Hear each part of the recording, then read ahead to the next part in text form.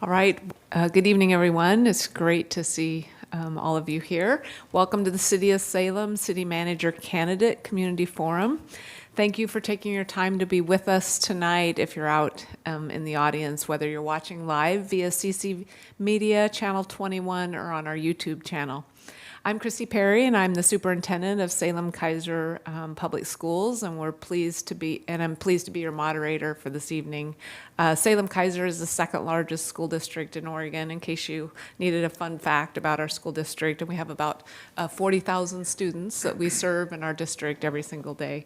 So after a lengthy recruitment process, we are welcoming our finalists tonight, and we have three that have had a day in Salem, we call it, which was, I think, a little rigorous.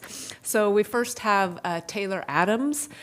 Taylor is currently the Deputy City Manager for the City of Virginia Beach, Virginia. Welcome to Oregon, Taylor. It's great to have you here. Then we have Keith Staley, sorry about that, currently the Assistant City Manager for the City of Olympia, Washington, so here on the West Coast. And then Eric Zimmerman, most recently from the Oregon Bilateral Affairs Officer at the U.S. Embassy in Bangladesh. So welcome to our three candidates, and we hope that you've had a great day in Salem. It's a wonderful community filled with people who love our community and really appreciate the work that we do. So you would feel very welcomed here. So what we've done is we've asked our community to submit questions, and we had about 46 submissions, so I thought that was great. And they're asking for a range of views, from homelessness to affordable housing to diversity within our community, constraining revenues, accessibility, climate action, and more. So tonight we'll feature some of those questions. We've grouped them into multiple questions, and we'll let you start by doing a quick introduction for 3 minutes, and then I'll dive into questions. And each time I will give you the order that you'll go in. So we'll rotate order as well. Courtney's going to give us the yellow card, red card. So when your time's up, we'll move off. You'll just want to, when you see the yellow card, finish that sentence quickly.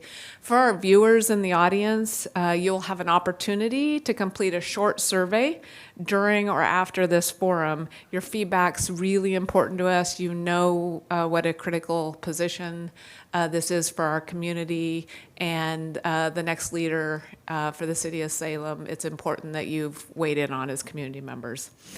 So with that, we'll move right into introductions. And again, when we get to about 30 seconds left, you'll see a yellow card, and then at red, your 3 minutes are up. And we're going to go in the order of Taylor, Keith, and Eric. So Taylor, if you'd like to start with your introduction. Sure. And so it's great to be with all of you this evening, and so great to be here in Salem. It's been a great, I guess, day and a half of getting to know the community a little better. I think in the interest of saving time for as many questions as possible, I think you hit the nail on the head. I'm a deputy city manager for the City of Virginia Beach. Been serving local governments and/or public agencies for about 15 years. Was a banker. Prior to that, working primarily with sort of public portfolios. So. Keith. Good evening, Salem. It's good to be together. And thank you for your time and attention. The more I learn about the city and the community of Salem, the more interested I am in the position. I'm the Assistant City Manager for the City of Olympia, or one of the Assistant City Managers for the City of Olympia. Olympia is a capital city. We earned our star on the map. I understand what it means to be a capital city.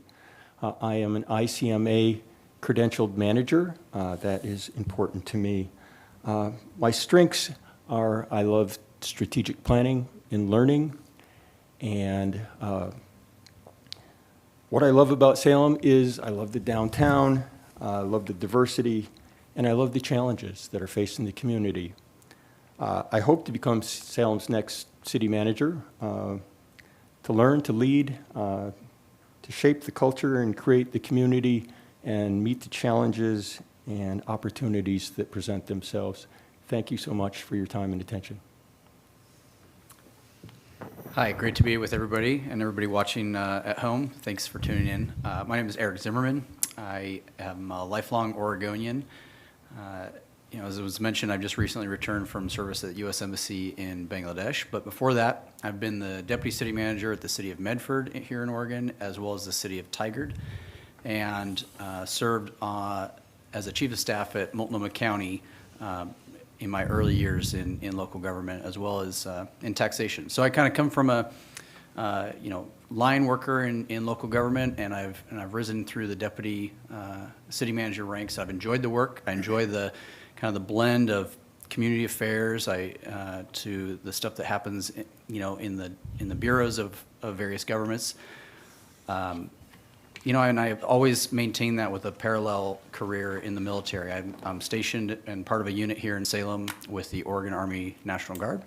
And so while I haven't lived in Salem, Salem's a place I've known for a long time, obviously as my own capital. I'm happy to put my name in the hat and happy to be amongst these two who are great candidates. We've had a great time this today and going through, so looking forward to the rest of the evening.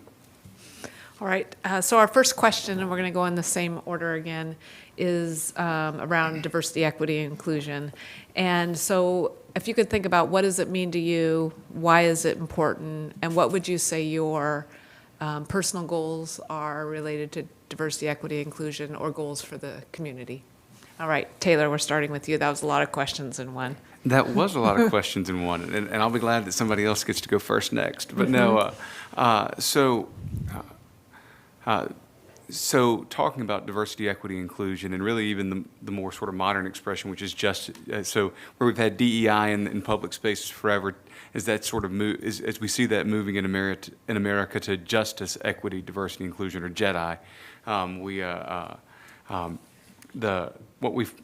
I think the easiest way to say it at the local level is that we're focused on making sure that our communities are for all people, and that whole communities are fully representative of all of the people, regardless of not just race and ethnicity, but diversity can mean so many things in 2022.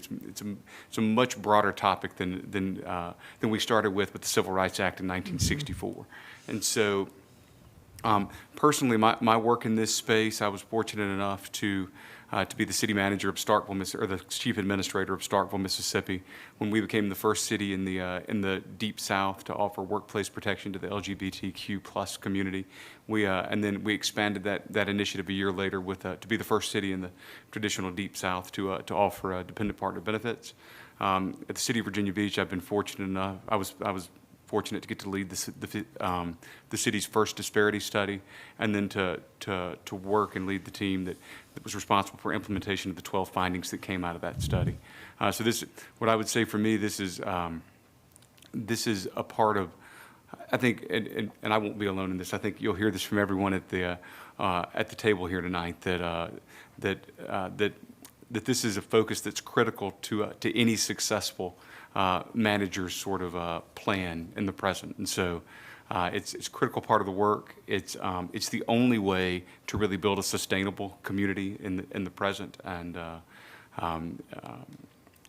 it's a place where it's a part of the work where we never reach the destination. And I think that's important to note. It's a never-ending work, because to truly embrace diversity, we have to sort of recognize that our population is diversifying further, every year. And so there's always new work in this space, and it takes constant focus and attention. All right, Keith, you're up. Excuse me. Thank you. I've been with the City of Olympia for 17 years, and the City of Olympia has been on a DEI journey for most of that 17 years. I've been part of that journey. I've seen the impacts of seriously considering diversity, equity, and inclusion issues and bringing them to the forefront of our community and our operations. In 2015, the City of Olympia experienced an officer-involved shooting. White officer, black individuals, 2 shootings. It tore our community apart, but it also brought our community together in the form of an ongoing ad hoc committee that studied the issues, that ended up making recommendations regarding a public safety levy that continues to have an impact on our community and the way we do policing and the way our community addresses diversity and equity issues. Today, we have a diversity and equity manager at the City of Olympia. We have diversity and equity professionals in our Parks Department, and we have support positions there. Those positions have helped push diversity, equity, and inclusion issues into our operations and have forced us to look at how we make decisions. What is our decision-making process? And on June 21st, we'll be amending the format of our City Council staff reports to require consideration of diversity, equity, and inclusion issues in our council consideration process. So, thank you. All right, Eric. Great. I really benefit from having cut my teeth at Multnomah County, and that was a place where I was exposed to and worked within a system where, the Office of Diversity and Equity was built into the fabric of what we did there. And as a fairly young employee at the time, getting to work within the employee resource groups, which were sponsored by that office, I saw just the amount of impact that employees in an organization can have when they've got an organization that supports the diversity of who our workforce is. Because that not only it transferred to our work internally, but it also had an impact for how we delivered services and what came to the prominence of the board and the directors and the departments. And that's never been lost on me. When I worked at the City of Tigard, I helped establish the first Diversity, Equity, and Inclusion Committee there. We took, again, an internal look, but also so that we could then better have an external look and an impact on the community in Tigard. Part of the reason that I've thrived is because I've worked at places that have accepted me as a member of the LGBT community. We make choices as people on where we're going to be supported, where we know that our employers, the communities that we work within, are embracing us holistically. And there are some of us who still are serving, but we remember what it was before, during Don't Ask, Don't Tell, what it's been like after, and what the transition will be to the next question and the next hurdle that we have to overcome. So I think that experience, that privilege that I've gone through, kind of helps me understand that I'm not always, I think it's been said that the learning is continual. We're not sure what that will look like always, but I think being ready to engage is incredibly important. I think that a lot of conversations today, in particular with city staff, is there's a recognition that city staff might not entirely represent or look like the community in Salem, that we have some work to do. There's a desire there, but how to operationalize that, the tools it takes to become a workforce that reflects our community. There's a hunger that I've sensed today, and I think that's really exciting. And I think it's really required of us in government. I think our publics are asking us to be more transparent, not only in our basic services, but really in what are we in government for and what are government services doing for us, whether it's police, parks, community boards. I really think that that's a big role for us, and so I appreciate it, and that'll be some of the goals I have relative to Salem. All right, thank you. The next one, we're going to start with Keith, Eric, Taylor. So the city of Salem needs to hire more staff, like police, fire, and other city positions. However, we don't currently have enough revenue to support their employment.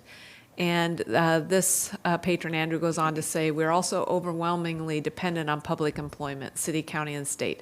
How would you diversify our business climate and grow revenue in Salem to support strengthening city staff and services?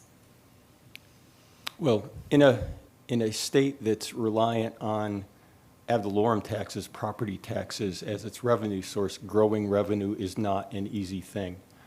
There are opportunities to put measures on the ballot, and council has considered those, as I understand. They were planning on going to the ballot in March of 2020, and March of 2020 didn't seem like a good time to put anything on the ballot. They've moved on to other issues at the moment. As I understand, they're considering putting a ballot on a measure on the ballot for a capital improvement bond. But after that, there needs to be discussions about how are we going to fund these ongoing operations deficits. When we talked with the police department this week, they indicated that they have a shortage of around 60 officers.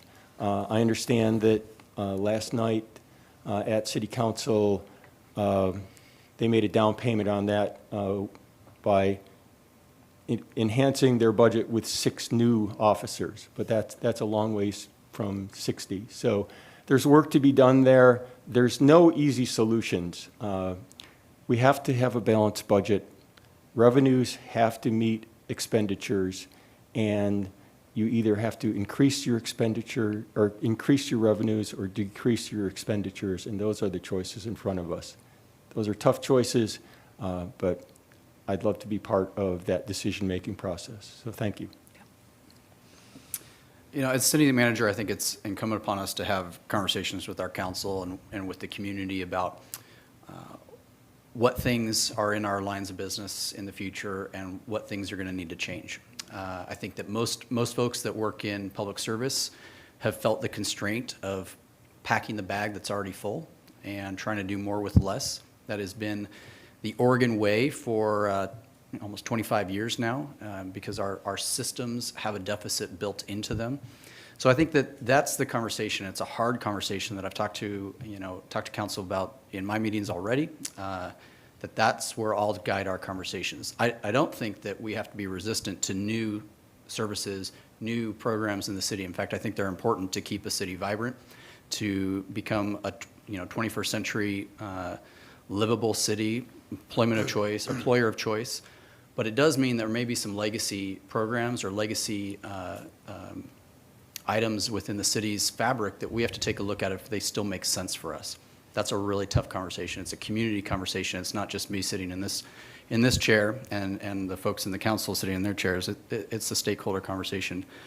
From a perspective of diversifying revenue, I think it is hugely important that a person like me coming into the community is talking with our business community, has an idea for the chamber's perspective on this, has an idea for what workers we're able to attract in Salem and which workers we wish we could do better at attracting. Everything kind of combines in that fabric for diversifying the types of businesses that call Salem home and how revenues are collected from those businesses.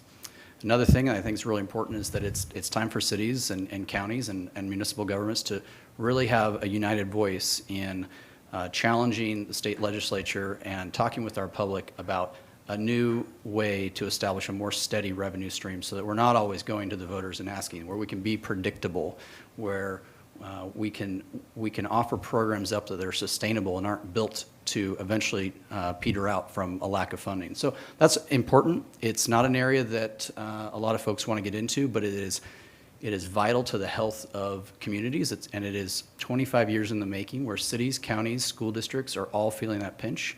And it is time for us to also have that conversation as well.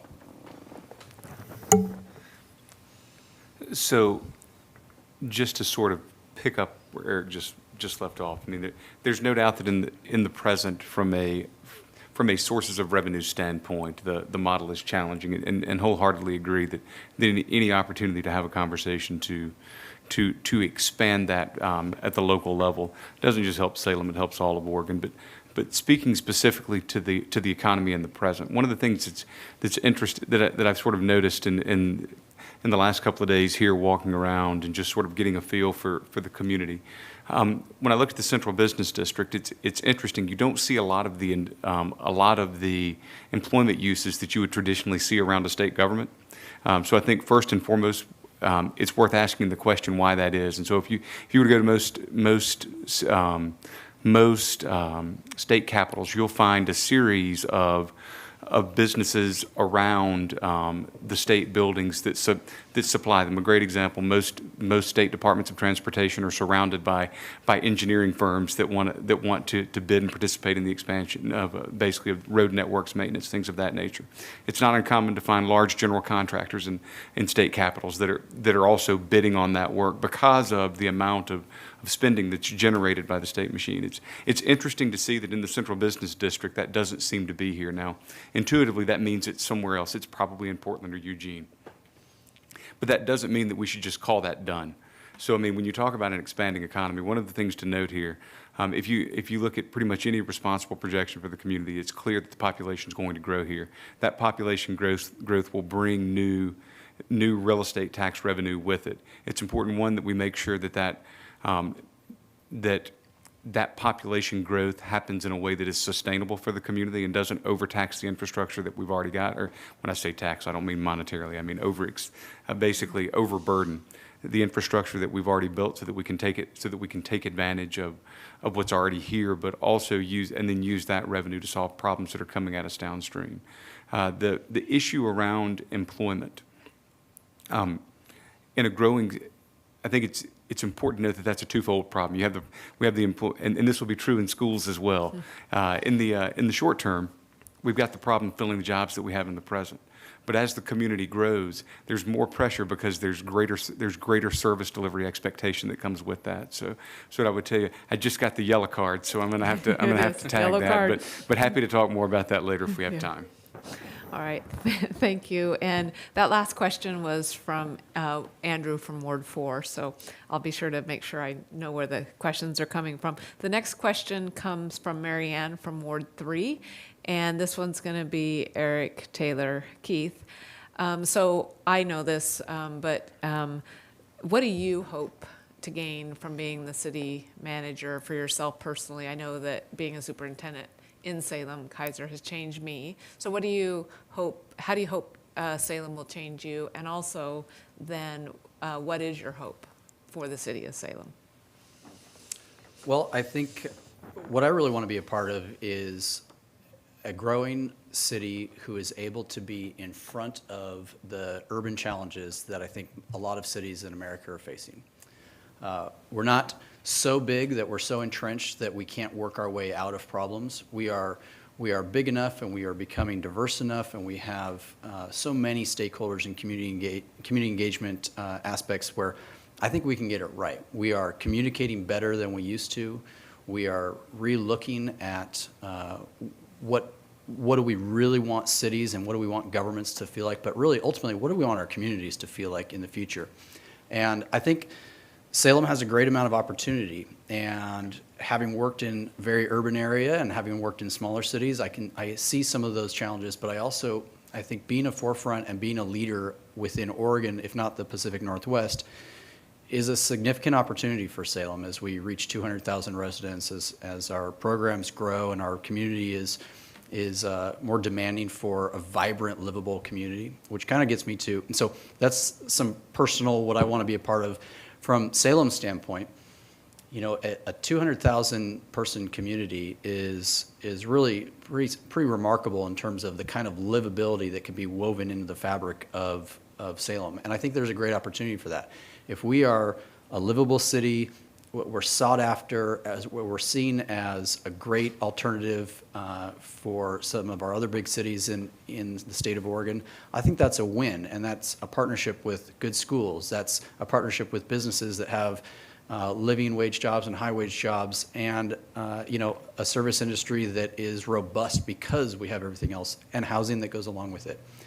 If we had, at the end of my tenure, a robust mix of different income housing here, school districts that were well-funded, parks that were filled with recreation, and it was a place and a destination for Oregonians to continue to feel proud about the way I think they do today in Salem, then I think we're on the right track, because a lot of folks are leaving more of our urban areas in other parts of the country, and I think there's something to be said about a community this size where we've got a pretty exciting next 10 years, I think, and I'm looking forward to being part of that. So for me, first, I'm here basically, I'm at a point in my career, I've been doing this work for 20 years. It's the work I'm passionate about, and I'm at a place where I want to find a community that I can really sort of dig into and spend the next 15 years really focused on impact and impact around building a. I mean, I will tell you, I think that the work here that the community's wanted to do, not just around resiliency of infrastructure, but also being a community for all people, particularly those that are unsheltered, both chronically and situationally, and also I think the climate action plan that has just come through establishes Salem as a real leader in basically in what will become a reality for all of the country. And so a lot of the work that I've been fortunate enough to do in Virginia Beach is focused on basically on energy and climate resiliency, and I think the leadership that Salem is showing in that space is particularly attractive. As it relates to just echoing what Eric said, when you look across the community, again, in a survey, you have a nice blend of different forms of housing already, but there's work to do in that space to sort of create opportunity for everyone, and certainly in addition to affordable housing as it's been defined through voucher programs, I think that there's a real coming need in America for owner-occupied affordable housing that allows young families an opportunity to sort of live, cliched term, the American dream that prior generations sort of used to, built this country on. And so I think if you look at the form of development in Salem today, it's uniquely positioned to be able to deliver that in real time. And I think there is some charm to a community of 200,000 people, because you're at 200,000, a city's really coming up on an acceleration point as it relates to growth. But it's to be reaching that milestone today with an opportunity to look at maybe what other cities did, what worked, what didn't work. When maybe larger cities reach this point, how did they accelerate? What are the lessons that can be learned there, and how can we take those and create a better community here for the future? Thank you. Thank you. What do I hope for myself in relationship to this job is to continue my role as a coach. I'm at a point in my career where I don't have to be at the front to be a leader. I look for opportunities to lift others up. I look for opportunities to create partnerships and relationships. And I heard that today. I heard that over and over again from the community panel, from council, and from staff, that there are opportunities to build relationships and to help support people already doing extraordinarily good work. And that's something that I'm skilled at and capable of. I also want to continue to be at the forefront of good governance and the work that the city of Salem is doing around issues like climate change and DEI are important to that, and I wouldn't want to be anywhere where they weren't. I love the fact that Salem has a thriving downtown, and my hope would be that when I retire from here, when I leave here, that it is even more so. For me, the measure of success in a downtown is there investment there, and are there feet on the street when you go out in the evening? And I saw both in downtown Salem. I love the investment that the city has made in the waterfront, and I'd love to continue to see that grow and that investment be realized even more so. If we're going to meet our climate change goals, we're going to need more people living in our downtown. We're going to need more people living where there's easy access to transit. So our community's going to have to continue to grow and change. And the way we do that and the way we have a conversation about that is through our plans. And my experience as a community planning and development director over the past 30 years, I think can really be helpful in engaging the community in that conversation and helping to shape how we're going to get to that future. In Olympia, we looked at our downtown, we developed a strategic plan, and as a result of that, we now have housing development that wasn't happening, and it is now happening, and it's happening in a way that is a result of just good planning. So thank you. All right, so Lori from Ward 1 asks, and we're going to start back with Taylor again. Describe your experience working with a city or local government on climate-related issues. I think some of you have started to address that already. What major climate strategies should Salem actively pursue now to work towards a reduction? So, so I was fortunate to participate in basically the development of the two largest renewable energy projects in the history of our country. They're twin offshore wind projects, 26 miles off the coast of Virginia Beach. A little background on Virginia Beach: we're the largest city in Virginia, just less than 500,000 people, anchoring a metro area of just less than 2 million. And so my work in that space was working with both of the companies, both Dominion Energy, the utility provider for the electric utility provider for the Commonwealth of Virginia, as well as Avangrid Renewables, which is a subsidiary of Iberdrola, which is a larger Spanish energy company in the space. And so basically have served on the municipal side of that project. We're working with both companies, everything from working with the routing of the power once it came ashore, battery storage facilities to detain the power so that it could be released to the grid. Can talk about this one for a lot more than 3 minutes. What I would say is I've read the Climate Action Plan. I think the important thing for Salem, and this gets back to the economic conversation that we were having earlier, where I will tell you, renewable energy is the industry as a whole is ripe for the west coast of the United States. California just got its first offshore wind lease in the last 2 weeks. The Oregon lease is right behind it. The thing that's really kept offshore wind from developing here is the need for the floating turbine technology to advance a bit further. That is a real technology now that's being deployed around the world, and it really opens the door for what is a new industry to come not just to our country, but specifically to come to this part of the country. And it's not just the turbines. There's an industry around suppliers, around component parts, around cables, just so that energy can access the grid. And more importantly, and I was so glad to see this in the Climate Action Plan, it's going to be this industry will ultimately lead, as we're seeing in Britain, to the deployment of hydrogen and sort of more rapid adoption, and that's spoken to in the Climate Action Plan. So don't have to dive into that. But what I can tell you is we're just on the cutting edge of, and what's exciting about this, we've been essentially exporting labor as a nation for the last 50 years. This is the first time that we've got a real opportunity to bring an industry home and take advantage of technologies that exist in other parts of the world. Awesome. Thank you. So, as a coastal community, climate change is real for the city of Olympia. It's not an abstraction. We see it happening adjacent to our downtown as tides come in and out, and ever higher in our downtown. We started planning for and responding to climate change in 1990. The city has been a leader in that space, both from a sea level rise perspective and a climate change perspective, and our region has also been a leader there. We have a regional climate action plan. The city of Olympia has hired a climate program manager who reports to me and is responsible for implementing that plan. And while I give great kudos to the city of Salem for moving forward in that space, you have to have attention on the plan in order for the plan to become reality.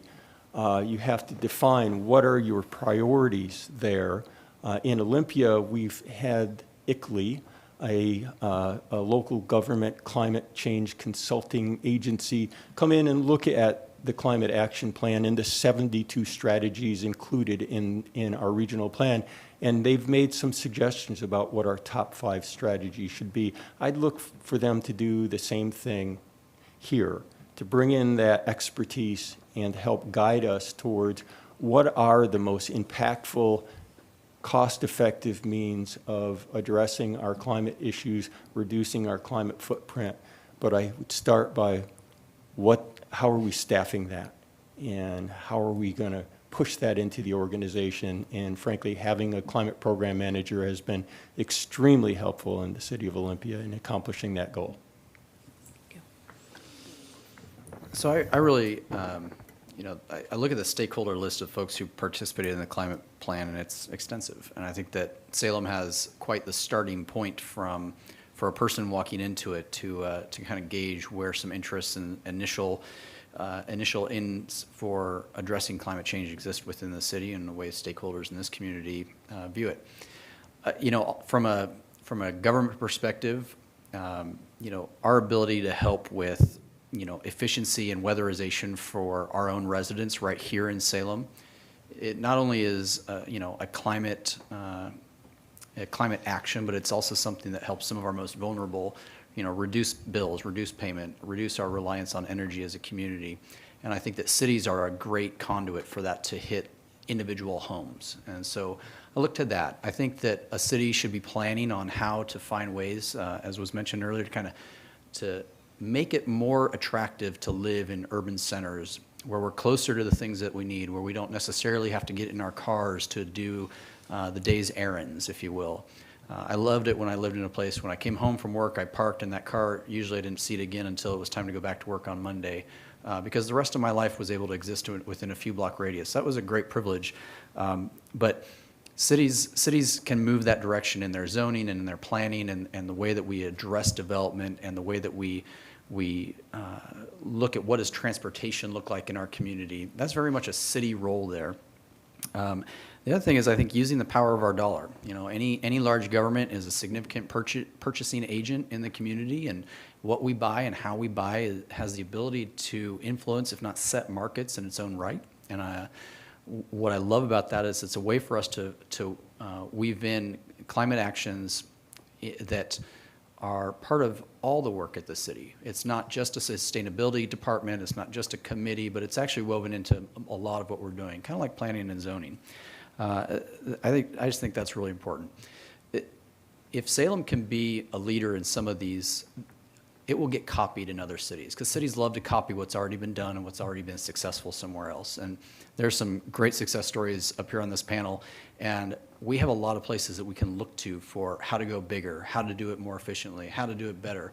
But given the significance of the downtown in Salem and how prominent it is and frankly how great it is, we have an opportunity for people to copy how we do downtown. And I think that looks very interesting 10 years from now from a climate perspective.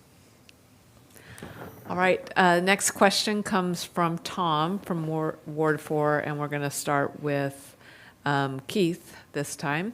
So this question probably won't surprise you, but one of the most visible challenges facing Salem and many other West Coast cities is a seemingly growing homeless population. Most chronically homeless individuals seem to suffer from mental health or addiction issues, often both. What have you done to address this issue in your current community, and was it effective? And then how will you help address the homelessness, our neighbors in our own community? Well, thank you. As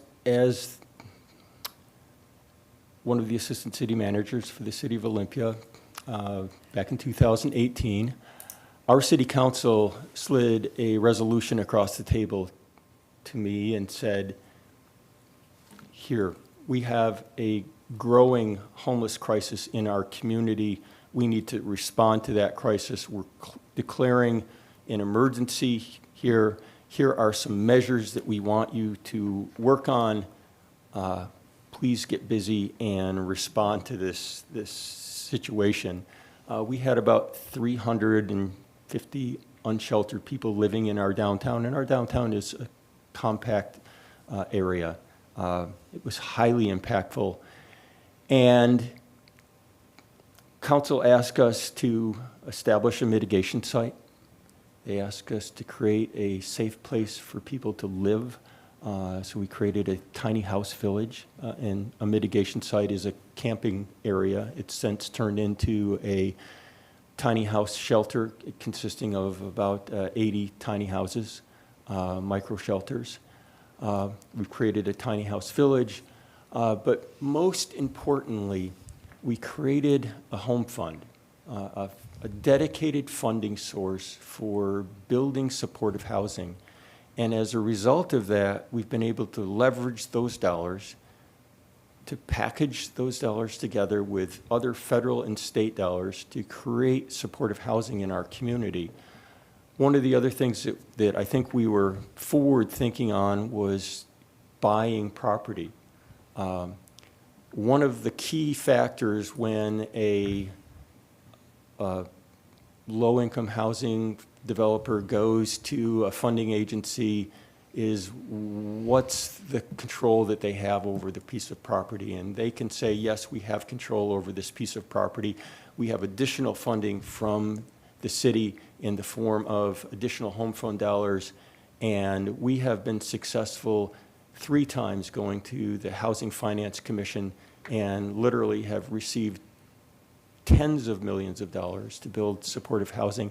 Our first facility opened in December of 2021, and we have another one that's coming out of the ground this year, and looking forward to opening next year. So stay tuned. you.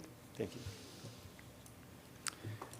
You know, I think first and foremost, I think what I think would be an appropriate approach and an important approach is finding a solution so we can have shelter for everybody in Salem who needs shelter. I think that's important because it allows us to have an initial start, an initial conversation for those who haven't, or at least a little bit more stability as we start to move folks into transitional housing, affordable housing, supportive housing. But sheltering for all is important because I think our public needs to see that something is happening. You asked, you know, in this question, and was it effective? There are a lot of programs, a lot of housing, homelessness programs out there who have effective numbers if you look at the numbers, but what it looks like on the sidewalk, what it looks like on an underpass, doesn't tell the same story. Are they wrong? I don't think they are. I just think that the numbers continue to grow. Those who are in need to continue to grow. The mission continues to need additional space, additional sheltering, additional affordable housing. And so if our public doesn't see us making a difference in our public spaces, then I think the credibility as a city, we'll start to lose that a bit. And so sheltering everybody that we can and sheltering and having enough shelter for everybody who is here is an important step in that for our credibility. But you know, this is a partnership, and this is where we need help from the Marion County, Polk County. We need help with the supportive services that wrap around some of the infrastructure that a city might be able to make an impact on. The social workers, the health workers, behavioral health. In a state with as poor of access to addictions treatment as Oregon has, there's a state conversation to be having. There's a county conversation. There's a federal conversation about how we get members of our community into addictions treatment so that they have a chance at making the affordable unit that we transition them to be a stable place that they're able to stay. And in Oregon, we have a very weak system for that, and it's important that cities acknowledge that and raise it as a point within our policy at the state legislature. You know, I've had experience in this from everything from you know, minor cleanups to shelter policies, emergency shelter programs and policies down in Southern Oregon, as well as, you know, trying to find alternatives for just a safer sleep method for areas that we couldn't provide shelter yet, but the community and the other service providers in the community wanted a way where they wouldn't be punished for helping those who are in their community just to have a safer place to sleep at night.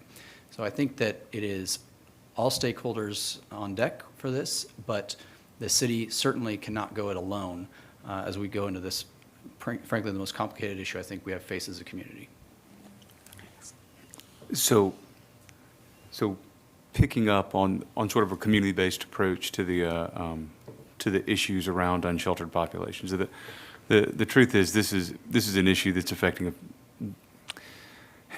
probably every city in the country right now, and this is another one of those places where there are lots of tactics, there are lots of initiatives, but we don't see meaningful reductions in unsheltered populations, and so starting with everything that you do here, what Eric said is absolutely right. The city can't do this alone. This is something that takes a broad group of community stakeholders that are all working together to try and improve the condition, improve conditions for unsheltered populations. And experiences in Virginia Beach, we as a community. So Salem has the navigation center coming online in Virginia Beach. We call that the Housing Resource Center. We opened in 2016, either late 2016, early 2017. And where that was started as a city-run facility, it's now expanded to a city-run facility with a number of not-for-profits in there providing complete care to unsheltered populations. In addition, we're fully integrated with what our traditional countywide functions through our human services group to provide ongoing care, specifically in spaces where I would just say if we're facing issues like drug addiction and in some cases more serious issues. Most recently, our city has created what we call our Resort Ambassador Program. So Virginia Beach, the beach, we like to say Virginia Beach. Without the beach, it's just Virginia. And so the beach is important in Virginia Beach. And so, and what does that mean for us? That's 42 blocks of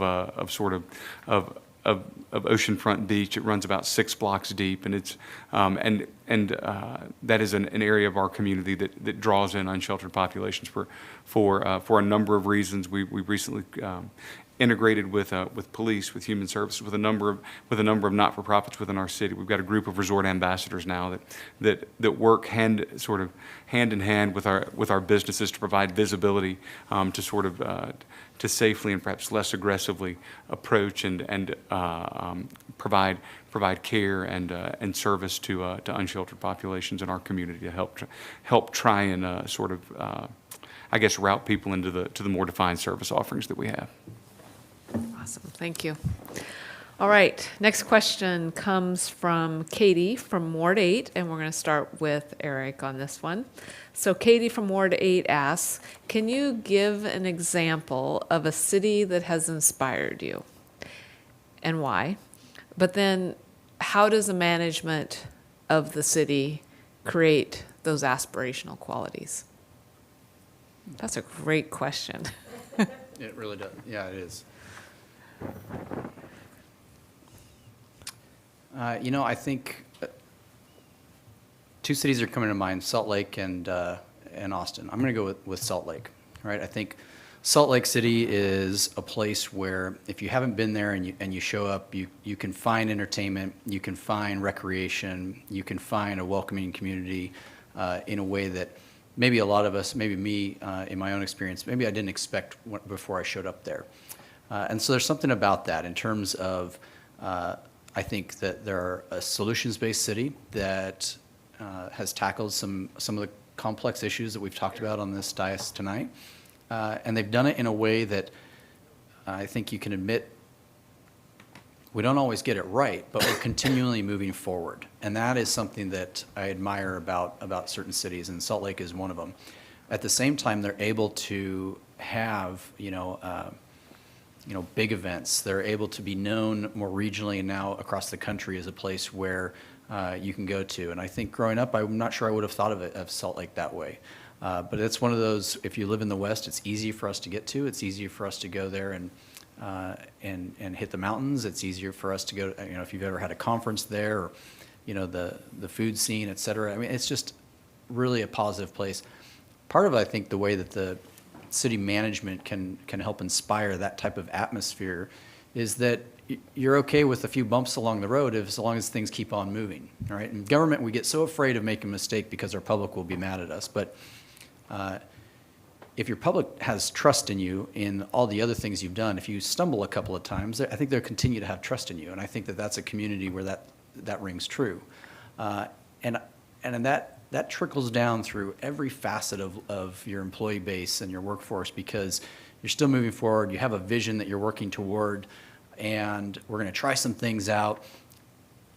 We'll all forget the little things where we stumbled. We'll remember the feeling. It's kind of like a lot of times you forget what somebody said to you, but you sure remember how they made you feel. And I think that that's kind of that feeling of what a city is.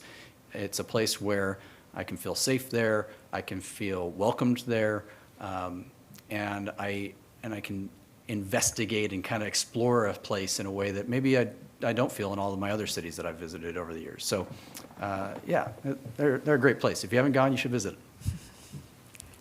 All right.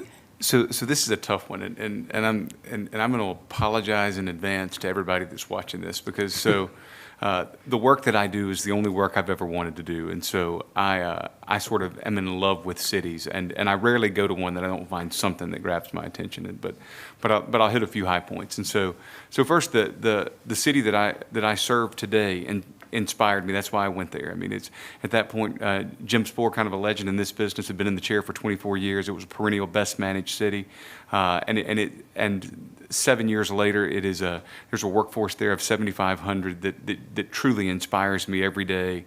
The dedication that they bring to delivering on community expectation and creating a vibrant community that is a community for all is something that I think is amazing. I think generally, I like to think of Washington, D.C. as the best of American cities, simply because, I mean, you're talking about a city that was designed to be our home field advantage. It was designed.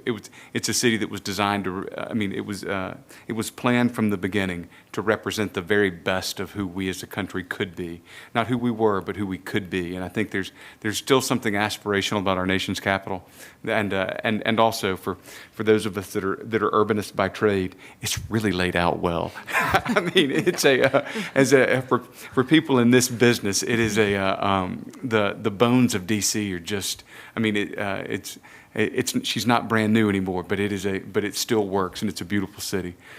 San Francisco, to me, I think perpetually speaks to sort of the energy that really got things rolling there in the 1850s, and it continues to be a city in America where things that are possible, that no matter how funky, no matter how strange, no matter how wild they might sound, it's a place where things can happen. I will tell you, this city, to me, having traveled around it, I agree with everything that's been said about the downtown here. I mean, it's the bones of this downtown are rock solid, and you can see the commitment to quality of life that sort of is pervasive throughout the central business district, and seeing the investment in anytime you go to a city and you see cranes in the air, you know that you have a growing economy that's working, and so I think that's a really healthy sign for your downtown here. In addition, this city's done a fantastic job of laying out public spaces that are easy to access, and most recently, immediately adjacent to the downtown area. And so I just got the yellow card. I'll stop. All right, thank you. Like my fellow panelists here this evening, I love cities. When I was a little kid, I went down to City Hall with my father in Jamestown, New York, and we just walked by, and he mentioned the mayor works there. I was like, wow, that was really intriguing, and it stayed with me. I can still remember it. So I've always wanted to work in cities. I love city planning. I love how things fit together. I love the parts of cities. And when I go to cities, I can't help but evaluate them and critique them. And one of my favorite places in the world is 8th Street in Boise, Idaho.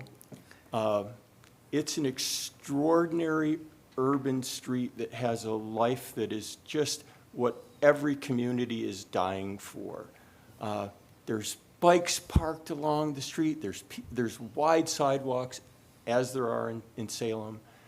There's a vibrancy there that just is fantastic, and I just absolutely love it. So whenever I think about my own community, I think about how can we translate that into our work? What can we do to make that sort of feel for what 8th Street in Boise is, and maybe having a university across the river is part of that, but it's just a beautiful thing, and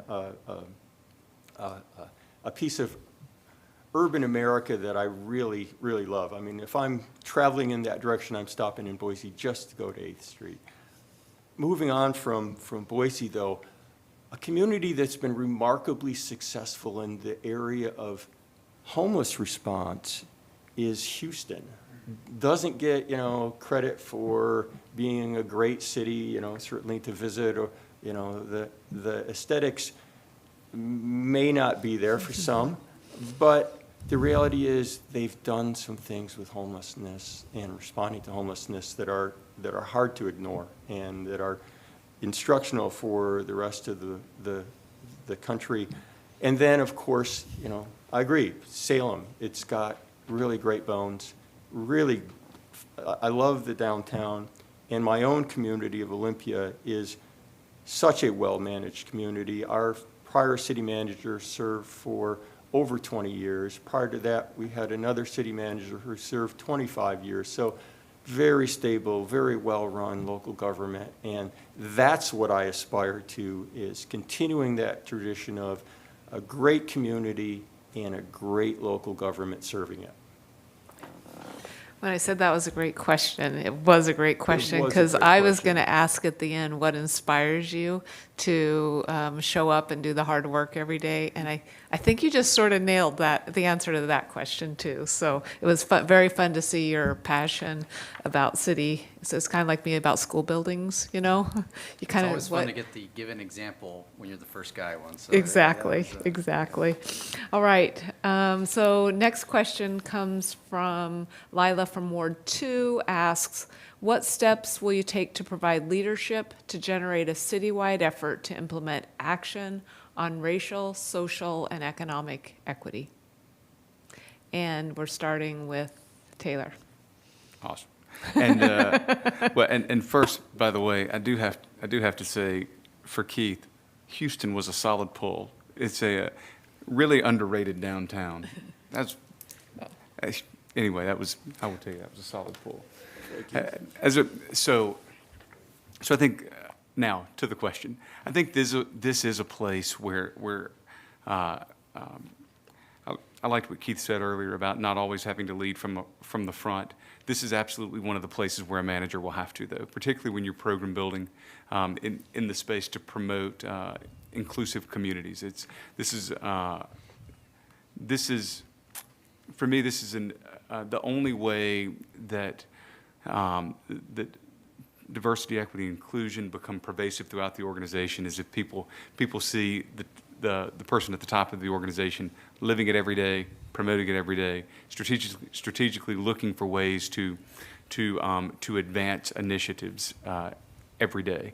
And so recognizing that the world will forever be changing. A lot of that also gets into, we see cities across the country now starting to talk about not just business attraction, but talent attraction. And so again, if there's an appetite to have a conversation, for Salem to have a conversation about talent attraction, i.e. people moving to the community, locating here, then again, there's perhaps some strategies that can be employed to talk about diversifying population through direct outreach to populations that are maybe underrepresented here in the broader public today, but without being here and doing the work every day, it's really hard to know what's possible, because again, anytime we're doing this work, we've got to recognize what's working today and make an effort not to break that. So and also it's important. It's incredibly important in this space to not have one person speak as one voice. This is a place where an entire community, again, has to be involved in a conversation. There's got to be broad outreach to help define desired outcomes, to help define the world of what is the possible, and then understand how the initiatives can be, whatever initiatives grow out of that effort can be resourced. So I would tell you, really, the first step for anyone in this space is going to be to engage the broader public, to understand what the real expectation is, and to work with both the public and the city and sort of the city team to understand, and elected officials to understand basically how to resource that and what's truly possible on the ground. Thanks. These issues are hard issues to respond to, and the way that we've approached it in Olympia is economic development is about elimination of poverty. And what do you need to do in order to do that? What steps do you need to do in order to do that?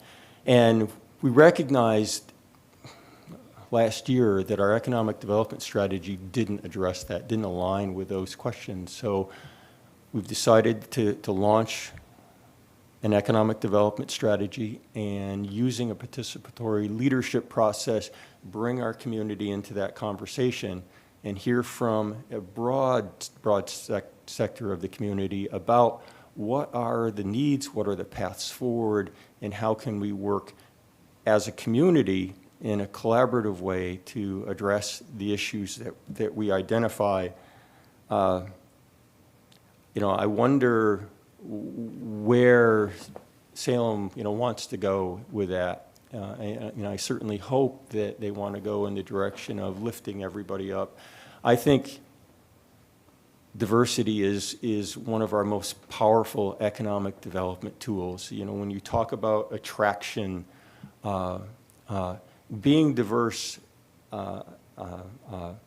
being open to different types of people is a powerful economic development tool. When you think about attracting the creative class to your community, being open to diversity, equity, and inclusion is an important part of that. Being open to LGBTQ is an important part of that. Creating that open society and open community is part of that. And I hope that wherever we go as the city of Salem, we can go in that direction and celebrate that as an economic development strength. Thank you. What I hope is that, a few months, a year into this, is that Salem looks at me as a fully participating member of the community relative to these conversations, as a leader in terms of where the city is going to go and how deliberate we're going to be about addressing racial inequities and the history of the city, the history of the state, and what that means. Government has long been set up not to work for everybody, and I think that we need to be very deliberate in examining where those types of situations still exist. I don't know that we're prepared, any city, to have that self-examination if it isn't happening actually from the community level about what are your interactions with the city? What is it like in your neighborhood when whether it's a public works truck comes through or when the police drive down your street? What is that like for you in your neighborhood with your neighbors? I think that matters as we evaluate what will our role be relative to leading in addressing racial inequities that exist within our community. I think we're right, is that this cannot be where leaders sit on the side. This has to be seen and it has to be adopted by leadership, and it has to be an example that we live by, because this is one of those where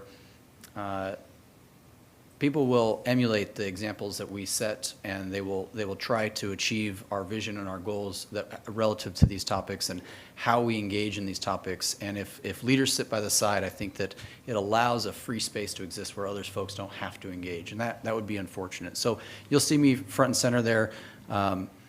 I've had various opportunities in my life where members of the community have shared with me difficulties that they've had with either a government I worked for and adjacent, and those are sad examples, sad stories that occur, and they're everyday events for some members of our community. Salem is an incredibly diverse, racially diverse community, and yet there hasn't been a whole lot of meetings that I've had in the last couple of days with a racially diverse set of employees here in the city. And I think that is one of those signals and one of those ways that we can enhance and build up what it's like to be a part of this community. I think that school district certainly has a lot of lessons and examples and stakeholders who the city can learn from, who I would want to learn from as a person coming into this city. But this is going to be important work. It's going to be some very hard conversations, I think, and questioning what we used to do in government and what we want to do in the future, and make sure that we're equitable in every system that we can be, and that we're addressing what's being brought to us by the public. Awesome, thank you. All right, last question from our viewers is Irma from Ward 5 asks, what, if any, experience do you have in working with our cultural communities, in particular Latinx groups? And we're starting with Keith. I don't have strong experience in working with Latinx groups, but I do have strong experience in working with a wide variety of people. I know that in order to build effective relationships, you have to start by building trust. You have to start by reaching out and being willing to go to them and to be in their space and to see the world from their perspective. And I'm willing to do that and able to do that. But I don't have that experience, that particular experience. Working in the realm of homeless response has taught me a lot about the diversity of the world, both from an economic perspective. Poverty certainly is a cause of homelessness. From a disability perspective, so much homelessness is driven by disability. From a racial perspective, there's a disproportionate number of people of color who are houseless. And learning that and seeing that every day has formed how I look at the world. It's changed how I empathize with people and how I use my compassion to move the world in that direction, to be more helping and more available. So I would learn, I would grow, and I would respond. And I've been doing that my whole career, and I'd continue to do it here. So thank you. Thank you. You know, coming from where I come in the Portland area, I've been so privileged to work with a number of our communities of color, culturally diverse communities, and, you know, immigration refugee communities. And one of the things I think is so great about the ways that those communities lean in when it comes to Multnomah County's budget development. You know, the county goes out to community spaces rather than always having board meetings where the community comes to them. And I think that's a really good model in terms of going to where your constituents are at and finding the concerns and the programs that really speak to them, that maybe are the quiet programs, but unless you're there in the community, you won't hear about it. And I think that's an important way for the city to engage. And I've been a part of that in my own community, and I imagine that there are groups for me to have a similar built relationship with in the future here in Salem. You know, I've lived and worked in 4 different countries, and I enjoy the aspects that comes with multiculturalism, with experiencing cultures outside your own.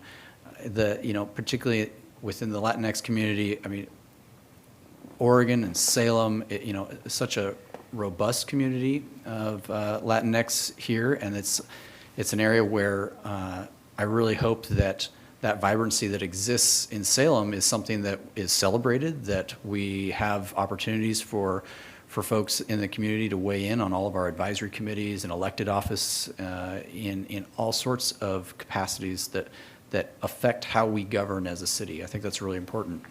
And, you know, I've seen, you know, in my hometown, I've seen where certain organizations were maybe an advocacy or a policy nonprofit, but eventually transitioned to be more of a service providing nonprofit over the years, whether that be in education, Sun Schools types of situations, or in healthcare situations. And I think that's one of the most powerful conduits between the community, making sure that our services are culturally responsive and culturally appropriate, and that we don't address the community with a one-size-fits-all. I think that's important for government to pause and make sure that we have a variety of ways in which we are trying to achieve our objectives. And you know, the Latino Network is an organization that I've seen be so successful in my own community that I look forward to that here as well.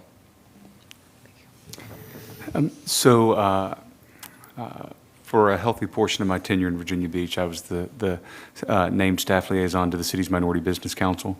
Part of that, in addition to that council, in the East Coast, it's still the Hispanic Chamber of Commerce by name, but also so Olga Torres, who's the immediate past president of the Minority Business Council, is also the ongoing sort of perpetual president of the local chamber. In addition, the Virginia Beach has because it's a Navy town, has a large Philippine community, and so also have worked had the pleasure of working with the Philippine Chamber of Commerce. Virginia Beach has a growing, and so this is going to be an East Coast, West Coast difference. When I don't say Latinx here, it's that is by design. On the East Coast, there's some pushback to Latinx because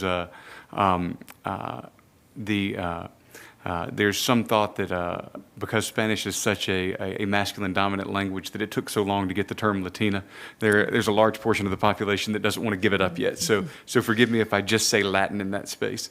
And so what I would say within have had the ability to have the pleasure to get to work with our growing Latin population in Virginia Beach as well. I'm in the process right now of Virginia Beach has had an office in Olongapo within the Philippines. We're transitioning that into a talent attraction office, basically to help facilitate basically legal immigration to Virginia Beach to work and take jobs. Also, we anticipate that in the next 12 months we'll open a similar facility in Torreon in the north of Mexico. So some experience, yeah. All right, we're getting near the end here, but I'm going to do some 30-second rapid-fire questions. How about that? Does that sound like fun? Okay, here's your question, and if we could just do a quick 30 seconds. Why Salem? Why this community? Why now in your career? Eric, you get to start. It's the biggest city in Oregon who's actually ready to tackle urban issues and do it effectively. I am interested in that part of city government and what we can be for our public. That's why I'm here.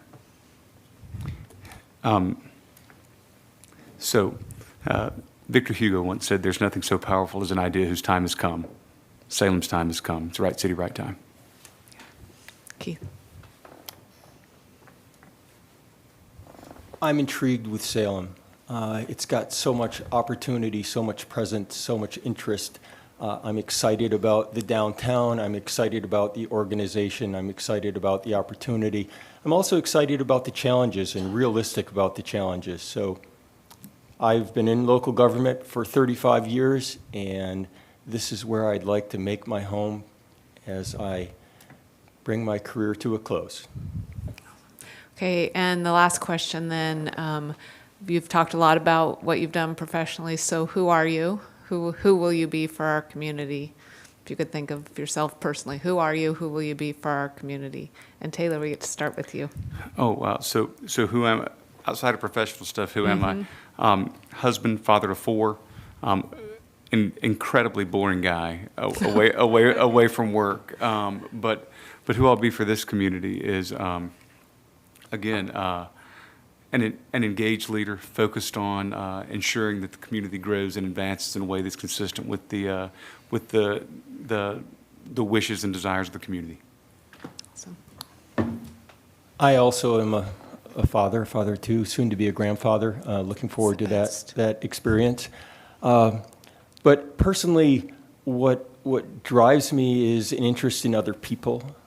Seeing other people grow, seeing other people's careers advance, seeing them be successful out in the world, whether that's my kids or my coworkers. It gives me the same level of satisfaction.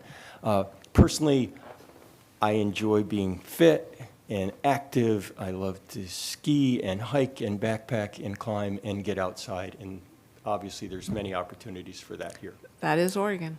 Yeah. All right, Eric. Well, not a dad, but I am trying to be a darn good uncle. In fact, I even sacrificed myself to go watch some T-ball last night of my nephew, and so if anybody does that knows what I went through. So in the rain in Oregon. Yeah, nice and muddy.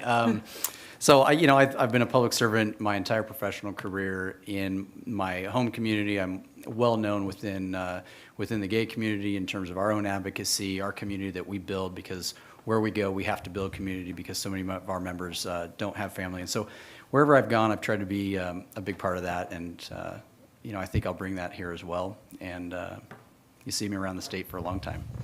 All right, thank you so much. It was great to get to know each of you, and I think the City Council has a very difficult choice in front of them. So this concludes our questions for tonight. We've heard from, again, 3 exceptional candidates for the city manager position.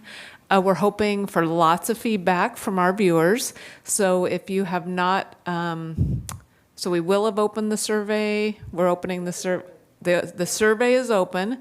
Please take an opportunity to fill it out. If you haven't, it will remain open through 9 a.m. on Thursday morning. So tomorrow morning it will close. And we're asking that you complete it as soon as possible, as the City Council will be deliberating tomorrow on this. So thank you to the 3 of you for your heart for this position and for what you've already learned about Salem in your short little stay here. And again, I think the council has such exceptional candidates. It's exciting to see. And can we say thanks real quick, just to the community? You can, yep. So sorry, I know that's off script, but just okay. want to say thank you so much. It's been a real treat to be here and to sort of meet the city organization. And I just got to say, it's been an absolute joy to get to spend a day and a half with these guys. It's been a real treat. Yep. Same. Likewise, thank you. All right, have a great evening, Salem, and hopefully we'll hear from the council soon.